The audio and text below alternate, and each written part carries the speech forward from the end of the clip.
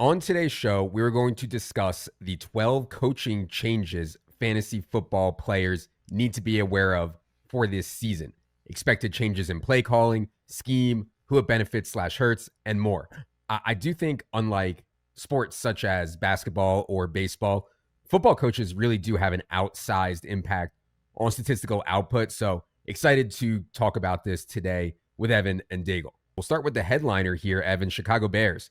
Ben Johnson, head coach and play caller, replaces the Matt Eberflus, Shane Waldron regime. I mean, to me, just right off the top, addition by subtraction. No matter who you went out and got to coach the Bears, it was going to be an upgrade on Shane Waldron and Matt Eberflus. But to go out and get Ben Johnson away from the Lions, arguably the most sought-after offensive mind in the world the last couple seasons, that has shifted perception around the Bears massively. Evan, what do you think about Ben Johnson taking over the Bears here?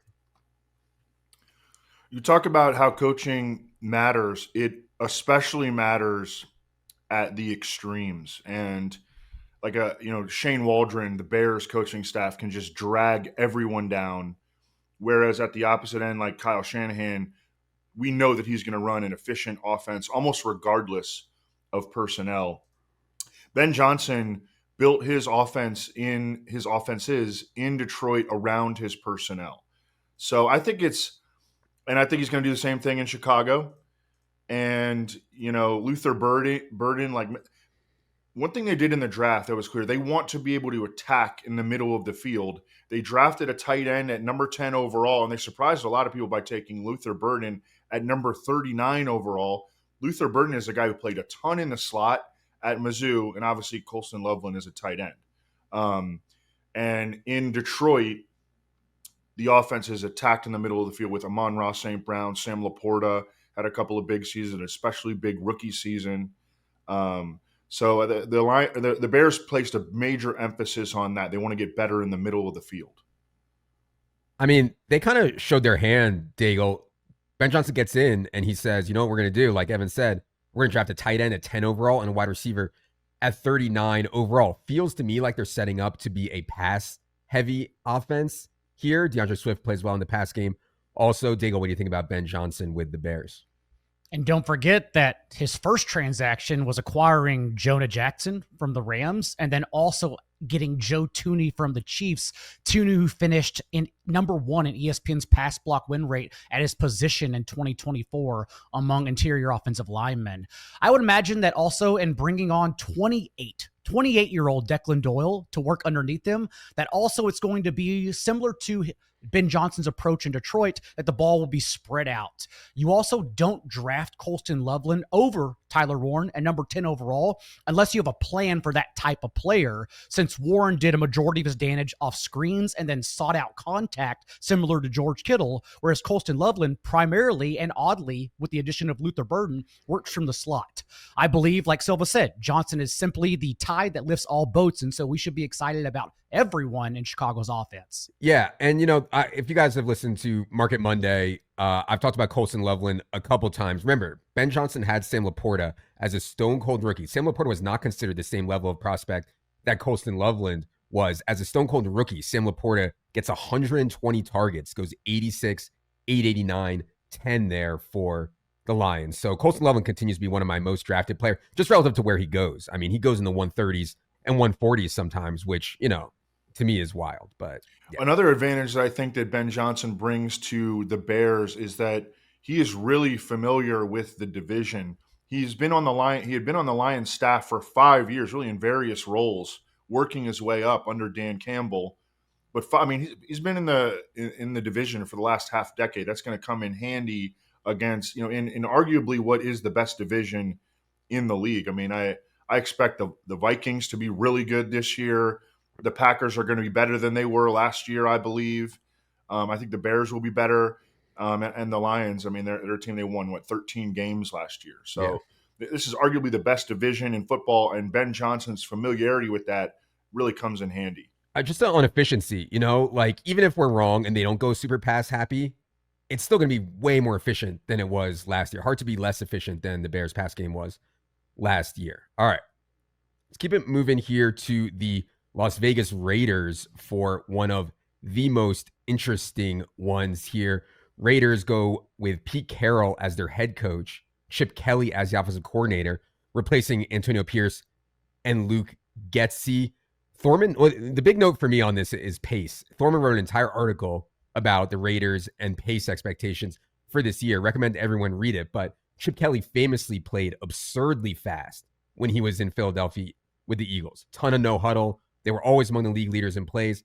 At Ohio State last season under Ryan Day, they played very slow, but they were a run-based team. They were a really good team. They were winning a lot of games. So it's harder, as Thorman pointed out in the article, to say exactly how fast they're going to play this year. But there's plenty of NFL history with the Eagles here that shows Chip Kelly will play fast. That would be a big boost to Raiders stuff. Evan, go ahead on your thoughts, Pete Carroll and Chip Kelly with the Raiders. Yeah, and they did acquire Geno Smith, who I think is going to end up being the Raiders' best quarterback that they've had in a long time. I know that Derek Carr had that 1 year where people were pretending that he had the chance to win MVP. But, I mean, he was a very, very mediocre performer. I think that Geno Smith is above average, a huge upgrade on what they've had, obviously, what they had last year with Gardner Minshew and Aiden O'Connell. But they're going to be a run-based team. I mean, Chip Kelly's 62 years old. Pete Carroll is 74 years old. They drafted Ashton Genty with the 6th overall pick. They're going to be super heavy on tight ends because they've got Brock Bowers, already the best tight end in the league, 2-time Mackey Award winner. Michael Mayer, who they did not trade, 2nd-round pick. And they got Ian Thomas, who's like a playable blocking tight end. And you look at their wide receiver depth chart, and that makes all kinds of sense. But this team is going to run the crap out of the ball with big tight end formations and Ashton Genty. Yeah, Dago, go ahead on the Raiders here with Chip Kelly and Pete Carroll. I think the most polarizing question in terms of season-long leagues is going to be Brock Bowers at ADP. Remove yourself from what we've been doing in best ball the past couple of months and just look at what's happening on ESPN and Yahoo formats, and that is Bowers going at number 17 overall to start or in the middle of the 2nd round. But also realize that is the tier in home leagues where Nico Collins, Drake London, Derrick Henry, Bucky Irving, all those guys are going as well. So we are asking ourselves, and this is not against Brock Bowers, who is clearly amazing, but we are forced to ask ourselves, is Brock Bowers going to separate from Trey McBride, who is going a full round later, or even George Kittle, who's going 2 rounds later, so much so that he is affecting our teams that much at a onesie position? And I don't have an answer for you right now. I think personally, I would rather go running back and start running back in home leagues only. But again, it's a polarizing situation to discuss. Yeah, and I haven't looked too hard at season-long ADP yet. We'll be getting into that here over the next couple weeks for sure. My lean is always I can get amazing wide receivers later in the draft. I can get reasonable tight ends later in the draft. The RB starts, like we talked about so much last year, certainly intrigue me. But yeah, we'll certainly dive into that more. By the way, my lean is also that the Raiders are going to play fast here. I forgot to give one note here. I want to give a shout out to the data side team who's been giving us some data on play action and motion rate and stuff like that. Just go back to the Lions for a second. Lions under Ben Johnson used play action on 21% of their plays. That was the 2nd most in the NFL. Bears were 30th in terms of using play action. So we know play action, we know motion helps offenses. Data is very clear on that. So when I say teams are just going to be more efficient, just by doing stuff like that, Bears are certainly going to be more efficient. And I do think the Raiders, getting back to them, are going to play pretty fast this season as well. I also love that we just assume Pete Carroll and Chip Kelly are boomers because they're old. They're not. Chip Kelly's not that much older than us, man. I hate to say it. Whoa. I hate to say it. Buddy. I hate to say it. He's got a solid 2 decades on me. I know. It's sad. The Raiders' pass protection was also better than Seattle's was prior, and Geno Smith showed us whenever you can keep him upright, he's still just fine. 14 touchdowns and only 2 picks from a clean pocket last year. So being indoors with a miserable defense, I think the pass rate is going to be quite elevated for Las Vegas, despite what they want to do under Chip Kelly. Okay. Let's go to third coaching change we need to know about. Jaguars, Liam Cohen is going to be the head coach and play caller, replacing Doug Peterson, Press Taylor. This one is similar to the Bears, I think. Former regime, not very well thought of. On the other hand, it's hard to find anyone that can say anything bad about Liam Cohen other than his press conference antics. Liam Cohen last year steps into Tampa as the offensive coordinator, and Baker just goes absolutely nuts again.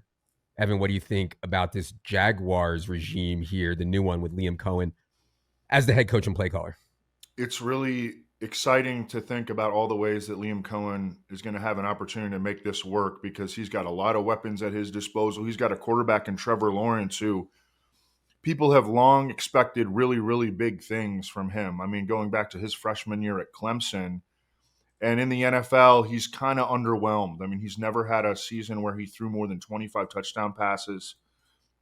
He's been fairly inconsistent. He's flashed at times, but he just kind of hasn't lived up to expectations. And I mean, you could kind of say same thing about Baker Mayfield. Baker Mayfield threw 41 touchdown passes last year. Mike Evans and Chris Godwin, and they're starting to get a little older now, especially Mike Evans. They both had career highs in yards per route run under Liam Cohen last year. Bucky Irving had a huge breakout. You know, Liam Cohen ran an incredible offense in Tampa Bay last year, and he's got some serious pieces in Jacksonville with Brian Thomas, who, goodness gracious, the ceiling on him is sky high. I mean, I think that he's absolutely a contender to lead all wide receivers in fantasy points this year. How much is Travis Hunter going to play on offense this year? I think he's going to end up playing a lot, because it's just going to be impossible to keep his playmaking off the field. You know, and then Trevor Lawrence, can he meet those expectations that we've had for him since Clemson? You know, I think that this Liam Cohen could be the right guy for the job. Yeah, and you mentioned past TD rate. Trevor Lawrence, as Evan said, never finished better than 12th among fantasy quarterbacks in points per game. It's mostly because the TD rate has always been pretty low. For what it's worth, Baker Mayfield was second in TD rate last season under Liam Cohen, behind only Lamar Jackson. That's how you get a breakout from a pocket-ish passer in the later rounds. Can their TD rate spike similar to the way Baker's did last year? Daigle, go ahead on the Jags. Sky's the limit for Brian Thomas, as Silva noted, who is going in the back of the first round, if only because I know coach speak usually does this. We're going to put this player in the slot more, but Thomas only ran 28% of his routes from the slot last year. Liam Cohen said that's how he's going to isolate him more in 2025. And Thomas finished third last year, not only among his class, but among the entire league with 3.1 yards per route run from the slot. So if we're going to get that more, he already showed us he finished as the wide receiver 1 overall in the last month of the season over Jamar Chase. Thomas has shown us his ceiling. So over the course of a full season with Trevor Lawrence, it seems like a great situation to buy. One underrated aspect of Baker Mayfield's season under Liam Cohen last year was that Baker Mayfield ran for almost 400 yards. He ran for 378 yards, which was twice as many rushing yards as Baker Mayfield had ever had in a single season leading into 2024. And Trevor Lawrence is a really, really good athlete, but he really has not taken advantage of that skill so far in the NFL. I wonder if Liam Cohen will encourage Trevor Lawrence to run more. Running for 400 yards in a season for a quarterback, that matters. That adds up statistically, especially on a week-to-week basis, where quarterback scoring on a week-to-week basis is like decided by like 1 and 0.5 points when you look at the leaders on a weekly basis. Like that absolutely matters if a guy can run for 20, 25 yards in a given game. That's 2.5 points. That matters at quarterback. Absolutely. And yeah, I do think T-Law is a good enough athlete to do so. One note from Jack's article on coaching changes, which hopefully you all read: Buccaneers led the NFL in EPA per play on screen plays last season. In other words, they were the best screen team in the league under Liam Cohen. Now, I think a lot of that has to do with how good Rachaad White and Bucky Irving are in the screen game, but still, it's promising at least that Liam Cohen knows how to use the screen game for the running backs here. Last note, I also think that could be a Travis Hunter feature as well. Mm-hmm. Yeah. Last thing on the Jaguars here, I just want to note one of the first moves that the Liam Cohen regime made was going out and giving De'Ami Brown 1 year, $10 million in free agency. De'Ami Brown never earned more than 40 targets in his career. It was kind of an eye-opener for me. And like, if you think Travis Hunter plays less on offense, I don't really think that's like likely to be the case. But if he plays less, De'Ami plays more. But either way, I do think De'Ami Brown as like the last round pick is at least worth keeping in mind. All right. Patriots. Mike Vrabel is back as the head coach. Josh McDaniels is back as the offensive coordinator, replacing Jerome Mayo and Alex Van Pelt. McDaniels just keeps leaving the Patriots only to always come home. Failed as Broncos head coach, washed out as Rams offensive coordinator, failed as Raiders head coach. Now McDaniels is back in New England for the first time since Tom Brady retired. Evan, thoughts on what I think is a pretty big change here going to Vrabel and Josh McDaniels for the Patriots? It is a pretty big change. It is. And it's kind of throwing it back a little bit with Vrabel bringing back Josh McDaniels. Mike Vrabel has a long history of getting the most out of his roster, coaching up defensively. And I came out early this offseason, I said that I thought that the Patriots were going to be the most improved team in the NFL this year because of Mike Vrabel, because of the talent that they've collected on defense, because of the fairly minor but still not insignificant upgrades that they've made on offense, and because Drake May, another guy, the sky is the limit for him. That has not turned out to be a particularly bold take, though, because, looking at the betting markets, where are they lined? Like the Patriots, what's their win total over? Isn't it like 8.5? Yeah, it's around 8.5. Yeah, people are on the Patriots big time. Yeah, people are on the Patriots big time, and it certainly helps that their strength of schedule is one of the easiest in football. But I agree with that. I agree with that notion that they're going to be vastly improved. And I think that, obviously Drake May will be the focal point of that. I'm really excited to see Drake May in a full NFL season under a pretty, what I think is more than competent coaching staff. Daigle, I'm curious what you think of this take. What about Travion Henderson as the James White plus role? Like when the Patriots were really cooking that 5-year stretch from, say, 2016 to 2020, James White averaged 64.8 catches per year. Now, I do think Tom Brady's style had a lot to do with that. Tom Brady was just a legend of checking the ball down to his running backs or tight end or Wes Welker or whatever. But yeah, that was just my thought, that if Travion Henderson could secure a James White plus kind of role, that is really appealing. Any thoughts on that, Daigle, and any other thoughts on the Patriots?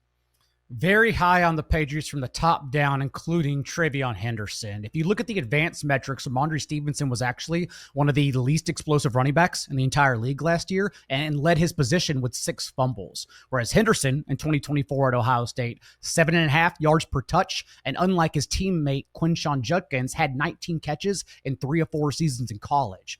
It also goes back to similar to Norv Turner, Wade Phillips, coaches who, if you isolate them to a singular role, were very good, but if they took on too much, they really just failed at the assignment. Josh McDaniels has actually been a great play caller when he's been allowed to finish a season. The Patriots and Raiders, for an example, the last times he coached them to the end of the year, finished in 9 of those 10 years with an above average EPA per play, highlighting that they were efficient offenses. The lone outlier was the time that Cam Newton only threw for 8 touchdowns, but remember, he was also schemed for 12 touchdowns from the ground. So they cleverly found a way to still get the most out of their offense and have 7 wins. And we haven't even touched on the fact that the first assignment, after finishing 31st in pressure rate last year, was helping Drake May and adding Morgan Moses, Garrett Bradbury, and then drafting Will Anderson, number 4 overall. So you touched on the schedule, Adam. You combine all of what we said. It just seems like Drake May is going to be similar to Jaden Daniels, maybe not with the same ceiling, but overlooked in season-long leagues like Jaden Daniels was last year, and we can tack him on as a QB1 in the mid-rounds. Yeah, and Drake May can certainly run. Not like Jaden Daniels can run, but can run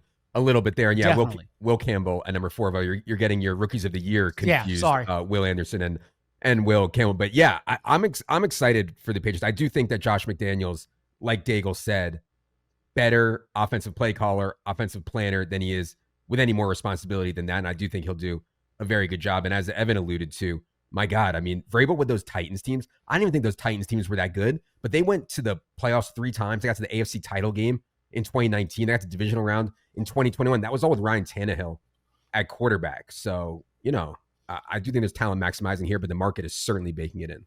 They were the number 2 seed in the AFC not long ago. Yeah. I think it was in Vrabel's second to last year. And we knew that they weren't very good, but he's Mike Vrabel is a proven win maximizer. All right. Let's go to number 5, the Dallas Cowboys. Get rid of Mike McCarthy. They come with Brian Schottenheimer as their head coach and play caller. Brian Schottenheimer, I feel like, has gotten a label as a stone cold boomer. I'm not sure that's necessarily deserved, though, Evan. Do you think Brian Schottenheimer is going to boom it up, or what do you think is going to happen here in Dallas? I mean, I understand why people think that. I think that Brian Schottenheimer maybe was that earlier in his career. Certainly, as the son of Marty Schottenheimer, Marty Ball, that would be his reputation. It just hasn't been the case. Brian Schottenheimer was the driver behind Let Russ Cook in Seattle, really tried to let Russ cook, and then Pete Carroll kind of scaled that back 12 or 13 games. I thought he got fired because he wanted to let Russ cook, and there was a battle. There's probably some truth to that. He's been on staff in Dallas when they've been a throw-heavy team. You look at the roster construction in Dallas, like they don't have a feature back on their roster right now. I think that Jaden Blue, a 5th-round pick who's kind of like an explosive scat back, has a chance to be their main running back. Right away is a rookie, Javonte Williams. I mean, they don't have a proven feature back by any means on their roster right now. And they went out and acquired George Pickens. They have built an awesome offensive line littered with first-round picks. They're getting back Dak Prescott, who was engineered pass-first offense. I think they're going to throw the crap out of the ball. And they might have to throw the crap out of the ball because their defense is still kind of in shambles. They've got some stud players, but not enough. I mean, their depth is problematic. Their secondary looks like it's going to be problematic. They have like a stars and scrubs defense, and that doesn't always translate to on-field success. I think that they're going to give up a lot of points and score a lot of points. Yeah, Dallas was 28th in yards per play allowed last season. I'm not sure they're going to get better there. And I just from a personnel perspective, as Evan said, I take Dak a ton. Pickens is maybe my most owned wide receiver. That's hot. Love right that. Now. I like doing it with Ferguson too. And so I have a ton of Dallas pass game stuff. I gave my take on Jaden Blue on Market Monday. Hopefully you guys check that out. But yeah, Daigle, go ahead on, I guess, your formerly hometown Dallas Cowboys. The accent doesn't go away. The fanhood did. But I have questions about Brian Schottenheimer's X's and O's and in-game decision-making. However, I do think the team is too top-heavy to fail in the regular season. Not even he can bring them down. Dak Prescott coming off career lows in fantasy points per game and touchdown rate, 2 stats that we know regress from year to year, whereas just go back to 2023, led the league with 36 touchdown passes and finished second in MVP voting behind Lamar Jackson. A lot of that, in my opinion, last year was also due to the fact that CeeDee Lamb was held out and clearly showed up the first month of the year not with great conditioning, whereas he's already participating in offseason workouts with Dak and the rest of the team this season. Mike McCarthy also, after that number 2 MVP season, had Dak Prescott finish 42nd in play action last year, whereas in 2023, he was 9th. So that's all Schottenheimer has to do, is do exactly what he showed us with Seattle and lean on Dak in the play action game. So we should have a lot of confidence, in my opinion, in the Cowboys passing game this year. Yeah. I like there is a debate at the top of the drafts, or at least I think there should be more of a debate between CeeDee Lamb and Justin Jefferson. And I think that everything that we talked about, you just look at the team construction.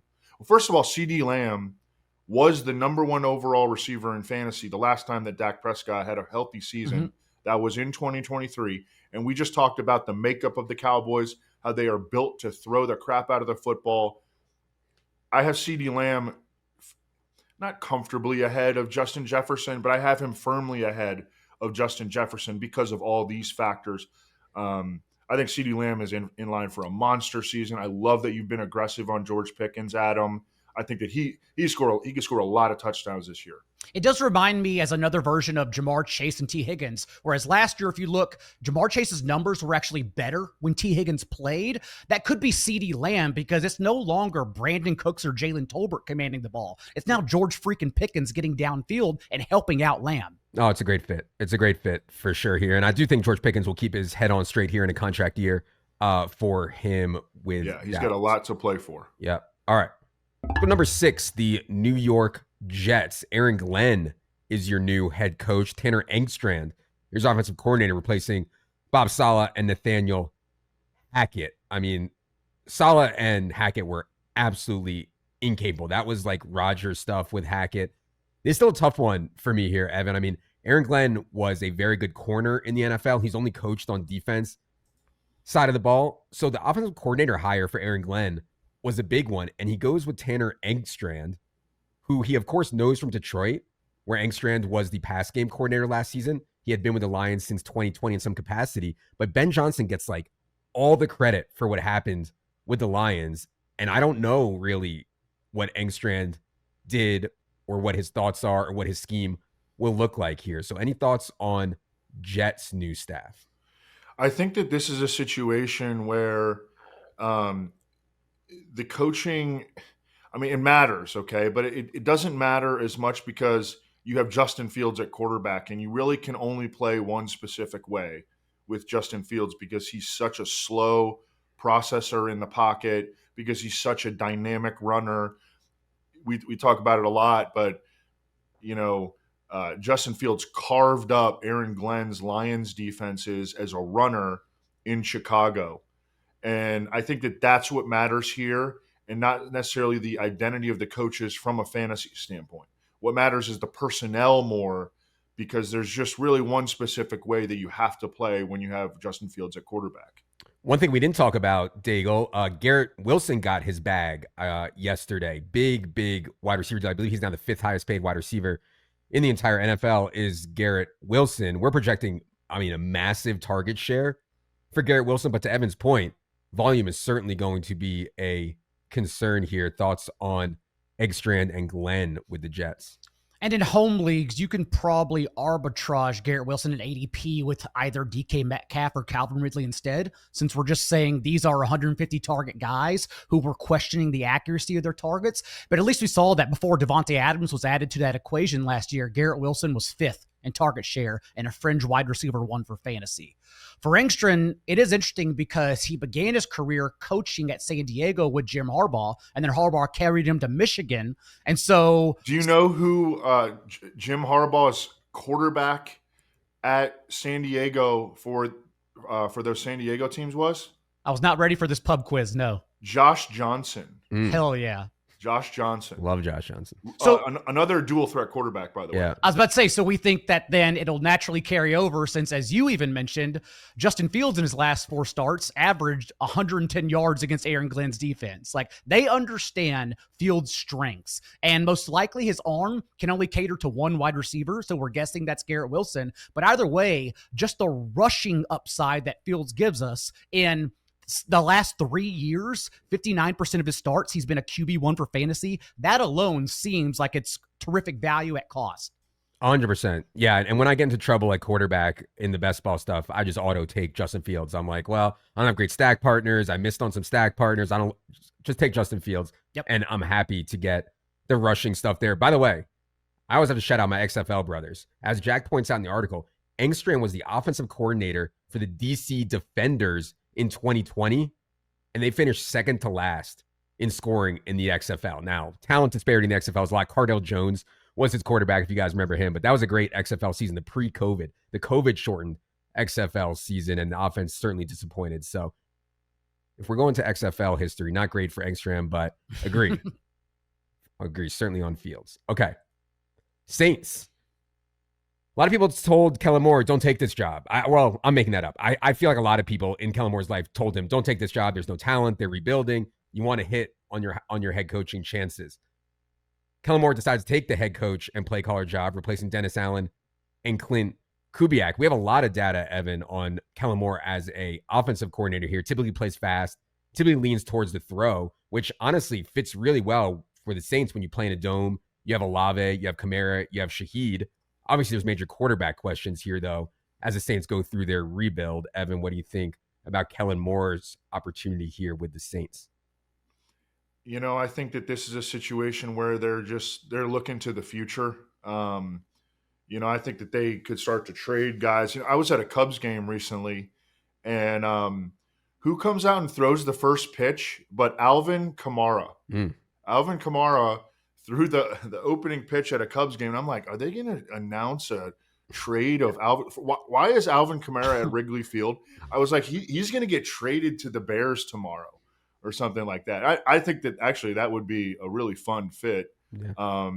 Number one, number two, but I mean, I think that they could trade Alvin Kamara. Like definitely, the rumors are that, they're just going to give Tyler Shuck this year. They don't really expect to compete. They're maybe, tanking for Arch Manning, who's probably going to be one and done at Texas, and I kind of buy into that theory. I mean, I don't think that they have the guns to compete. They did that for so many years, that those salary cap games that they played.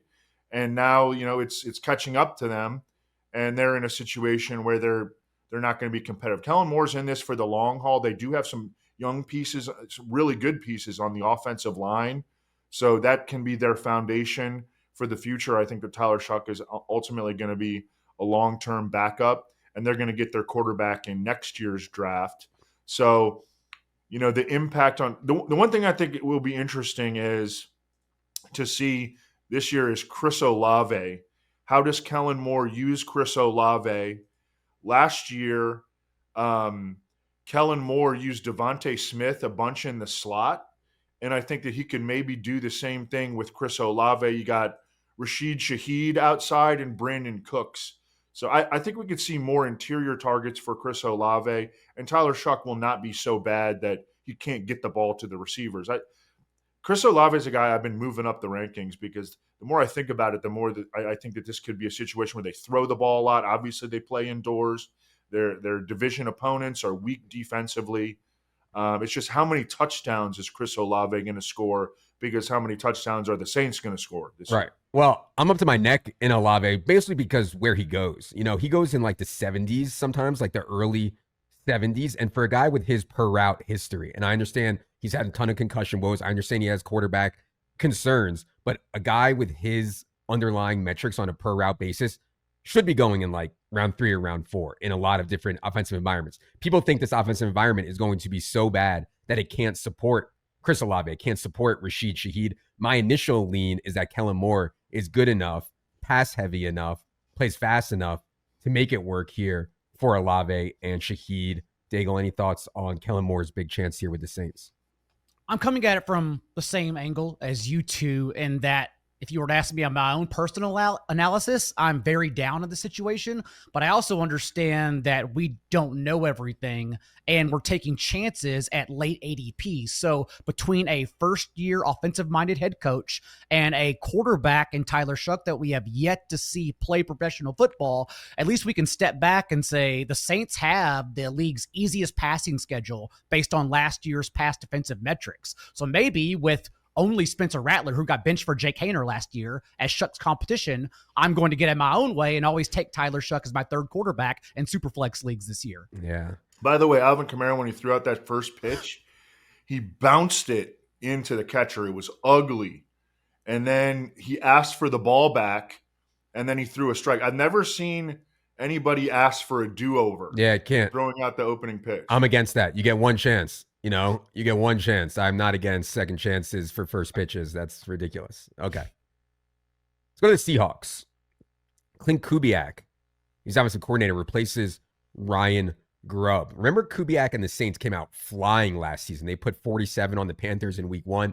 They put 44 on the Cowboys in week 2. I was ready to crown Clint Kubiak as like the smartest guy in the history of the world. Then the wheels completely fall off due to a lot of factors, tougher opponents, natural regression, injuries, all of the above. But Clint Kubiak, I feel like it's at least in him to scheme some really exciting and efficient offenses. Evan, what do you think about going from Ryan Grubb in Seattle to Clint Kubiak?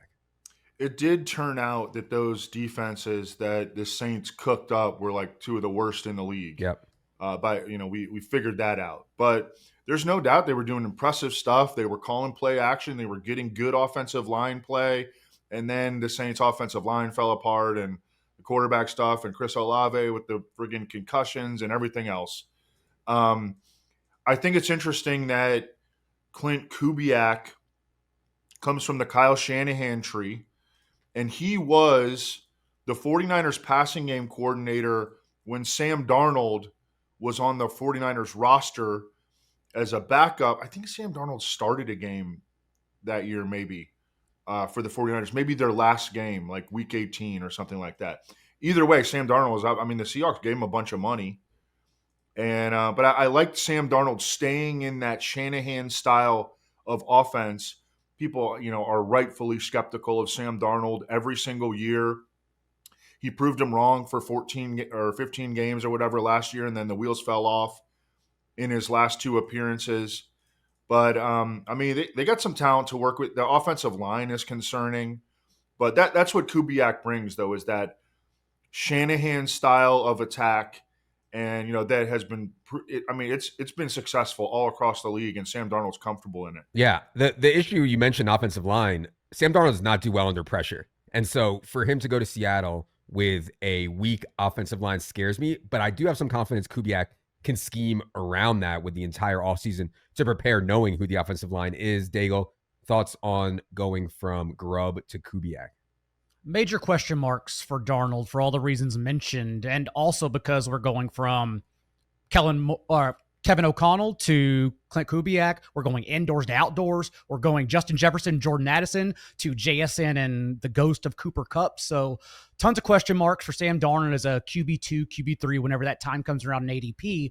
But yes, the two games you mentioned, that's really just what I'm hanging my hat on here for Kubiak, since at least we know in those two games, poor opponents, yes, but also the only two games literally all year that the Saints had their starters. Offensive line, Derek Carr, Chris Olave, Rashid Shaheed. So maybe if everyone's at full strength, Kubiak can do much better here in Seattle. Yeah.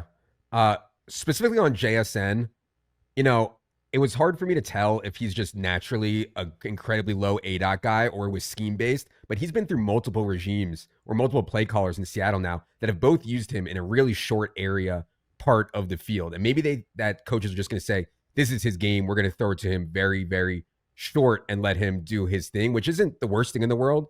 For fantasy, you just need a lot of volume when you have that role, but I do think that there'll be plenty of volume for JSN. But yeah, I've been taking some other guys in that range over JSN in half PPR. In full PPR, I'm more okay with JSN.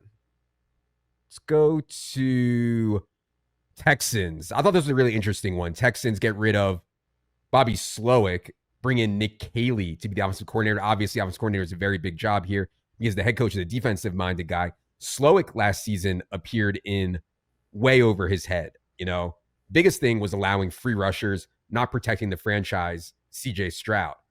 Nick Caley has plenty of good pedigree, Evan. He was with the Patriots for a long time during the Brady era. Then he goes to the Rams. So I'm actually kind of excited for Nick Caley here. Thoughts on going from Slowick to Caley in Houston? Nick Caley's not a guy with there's not a bunch of data on him. I know about his background. He was with Nick Caserio in New England for a bunch of years. Obviously, Nick Caserio is the Texans GM, but there's that familiarity link there. For the last 2 years, Nick Caley was in LA with Sean McVay, and his coaching tree is starting to become really, really successful. I asked a guy who would know about what is Nick Caley going to do. He said gap scheme, run game, play action, and high percentage passes. That is a way of working. That would be a way of working around what is still an offensive line that still has a ton of question marks. I think they have 4 new starters on the offensive line. Obviously, they traded away Laramie Tunsil, got rid of Shaq Mason. They had major problems on the offensive. They changed out their offensive coordinator and their offensive line coach. I mean, almost everything's different on the O-line. They're trying to remake that. That's going to be the key to their success this year. We know that they've got some dogs in the pass game. I mean, CJ Stroud, Nico Collins, Jaden Higgins. I love the acquisition of Christian Kirk. I think that Cade Stover's a little bit of a sleeper at tight end this year. They've got some big time talent in the skill position core, but I mean they have to protect consistently, and they didn't protect at all last year. So much unblocked pressure. One thing that we've seen from some of these McVay guys, like you saw Zach Robinson go to Atlanta and do what they did in LA, which was 3 wide receiver sets on every play and the same 3 wide receivers on every play. Now, I'm not saying Nick Caley's definitely going to do that, but the Houston Texans were only in 3 wide receiver sets 62% of the time last season. The Falcons were up at 88%. And so if Nick Caley starts doing some of these McVay things, and the Rams were at 81% or something like that last year. If you get up to 80%, then you're in a 3 wide receiver set. That starts to be really interesting for Christian Kirk versus Jalen Noel battle. I like Christian Kirk to win that battle out of the gate, just like Evan does, but I don't want to completely write off Noel either if he can win that job. He goes in like the 190s now. Daigle, any thoughts on that or anything else Nick Caley related here? I'm going to cross my fingers that Kaylee took a lot from Sean McVay and how to call an offense. If only because we saw Bobby Slowick the past 2 years consistently set the Texans up for failure and running far too often on early downs. And that's why they averaged third and 7.5 yards to go since 2023. Whereas in the 4 seasons that Sean McVay has had Matthew Stafford, the Rams not once have averaged even 7 yards to go on money downs. They understand the assignment of shortening those plays to continue converting. So I'm hoping Kaylee does that. And it's also the fact that we get to now bet on this happening at significant discount. Whereas last year, everyone wanted CJ Stroud as the QB5 in ADP. And we discussed you cannot draft a quarterback at a onesie position that high who doesn't have rushing upside. He now goes from the 12th round on, all because of one poor season. So guys like him, Jordan Love, that's the discount. That's the late round quarterback strategy this year, is just banking on an anomaly performance. Yeah, totally agree. And we'll go circling back to the same 3 wide receivers on every play thing. Jaden Higgins has an opportunity to play a ton of snaps. I mean, just a ton of snaps opposite Nico Collins, and an exciting rookie that goes later than some other guys do with still just a little bit better draft capital. Let's go to number 10, the Detroit Lions. So they lose Ben Johnson. My thought was like, let's just go inside the organization. Let's just get someone who's been following Ben Johnson around for the last couple of years and hire him. Lions go outside the organization. Now, John Morton was a senior offensive assistant for the Lions in 2022, but he was with the Broncos in 2023 and 2024 as their pass game coordinator. John Morton's also spent time with the Niners, Saints, Jets, Raiders. I think the assignment here, Evan, is just don't screw it up, right? This is one of the best offenses in the league. Don't screw it up. Are we confident that John Morton won't screw it up here? I don't know. I don't know. There are some reasons for skepticism from a personnel standpoint, the changeover on the offensive line. How is that going to affect Jared Goff? Jared Goff has been a pressure-sensitive quarterback for, throughout his career. I mean, Ben Johnson did some brilliant things with the Lions the last couple of years. John Morton has been around for a long time. John Morton started coaching in 1998, okay? He has worked under Sean Payton, Dan Campbell, Todd Bowles, John Gruden, Lane Kiffin, Jim Harbaugh, Norv Turner, and Bill Callahan. John Morton was the offensive coordinator for the Jets in 2017, and they were not good. Now, their personnel was not good. But John Morton has been around for a long time and just has never kind of ascended. And all of a sudden, this is going to be his opportunity to ascend. And he's being handed, a really good, offensive unit. There's a lot of talent there.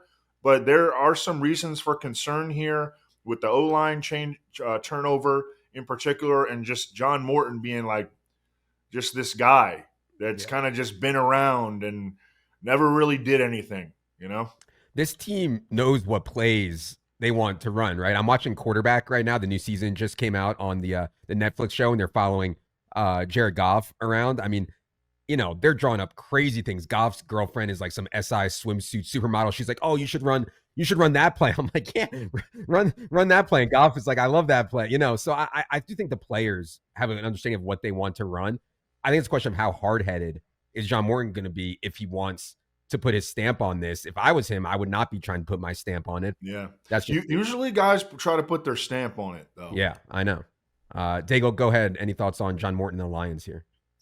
At least as it pertains to Jared Goff, not a red flag that he's dating a Sports Illustrated model, but a red flag when a player does not separate at his position despite all the dominoes falling correctly for him. And that's what happened with career highs in touchdowns, touchdown rate, fantasy points per game, and yet Goff still finished as only the QB9 in points per game. We can replicate that production easily. So as a top 12 option, he will be treated as that in your home league. That's the easiest landmine to avoid, in my opinion, in fantasy football this year. Just get away from it. Instead, bank on the Gibbs analysis that Silva gave us in the last episode. Yeah, I mean, I'm just checking yards per play real quick because even just a little less efficient. Yeah, Lions were second in yards per play last year at 6.3 behind only the Ravens. I mean, if you start to think that they drop in efficiency there, yes, maybe the play count rises some, but it's still not good. So, I'm mostly been on Jameson, although his price has gotten completely out of control. I obviously take Gibbs, not as high as Evan, but I definitely take Gibbs when he comes to me in that 5 or 6 range there also. So, yeah, interesting spot for sure on the Lions. And the bottom doesn't have to fall out. What if they just drop to 12th? That's going to make a massive difference compared to their ADPs. For sure. Yeah, I don't think that the bottom is going to fall out or anything like that. I just don't think that they're going to lead the NFL in points scored. Yep. Again. And they have more outdoor games this year than last year. Last year, they barely went outside ever. Mm-hmm. They do have more outdoor games this year. The good news is, though, that the outdoor games that they're playing this year, they're mostly at the front end of the season. Yeah. Let's go to number 11, the Eagles. Kellen Moore departs for New Orleans, as we already talked about, so they bring in Kevin Patullo to be the offensive coordinator. Speaking of not screwing it up here, Evan, I mean, Eagles do stay in-house to replace Kellen Moore. Patullo has been with the Eagles since 2021 as a pass game coordinator, assistant head coach. So, if there's anyone that can replicate what Kellen Moore was doing, I would think it would be Patullo. I'd also note that this team is used to new offensive coordinators. Last 4 years, they have 4 new offensive coordinators: Shane Steichen, Brian Johnson, Kellen Moore, and now Patullo. So they're used to this on the offensive side of the ball. Evan, any thoughts on Patullo taking over for Kellen Moore? It's just Nick Sirianni's boy. Kevin Patullo was with Nick Sirianni in Indianapolis as well. They're just keeping the connection, the Italian connection going. Patullo, Sirianni, Big Dom,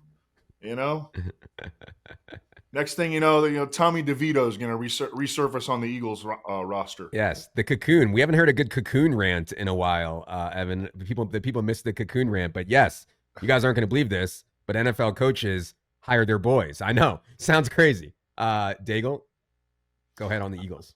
I'll just tack on to the conversation also that Silva mentioned in the last podcast about Saquon Barkley, because he is the most polarizing first-round player, in my opinion, because we are questioning what does his floor look like? And then if he hits his floor, does it not return value since he's going to go at 101, 102 in your home league? DeMarco Murray has been referenced commonly as a player who reached 450 plus touches and then became absolute dust because that wore on them.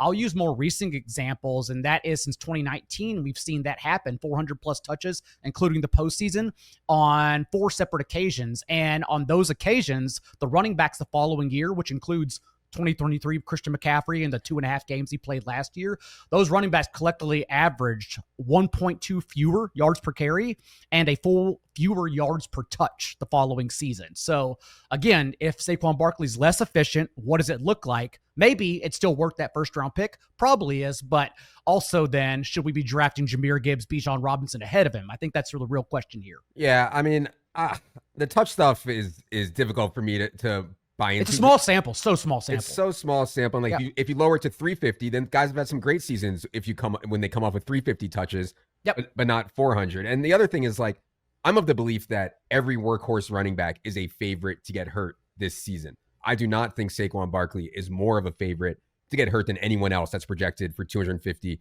or 300 plus touches this year. Now, is his efficiency going to come down? I don't think because of Patullo or anything like that, but just naturally, yes. I mean, I think his efficiency is going to come down. That's obviously baked into our projections and our rankings, and we still have him in home leagues. Let me just double check here, but I believe we still have him number 1 overall in half PPR, if I'm not mistaken. And as Mike Leone pointed out in our Slack, as you look that up, there are more outs in PPR leagues to where you can feel comfortable taking someone else, saying this pass catcher can still outperform Barkley. Absolutely, yeah. And in half PPR, we have Saquon 1, Chase 2, and Bijan 3 right now in the half PPR home league rankings. All right, last one here. Tampa Bay Bucs. We mentioned Liam Cohen is gone. Josh Grizzard is in as the offensive coordinator. Grizzard spent last year under Liam Cohen as the Bucs pass game coordinator. Before that, Josh Grizzard was with Mike McDaniel in Miami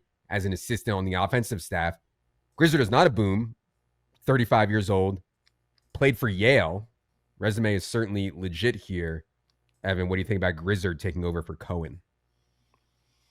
Yeah, so this is the Bucs' third different offensive coordinator in 3 years. Dave Canales has gone on to do pretty good things in Carolina, and now Liam Cohen is getting his opportunity in Jacksonville after coaching the heck out of the Buccaneers last year. Josh Grizzard is an internal hire, so you have to think that he will keep things in place that Canales and Liam Cohen installed.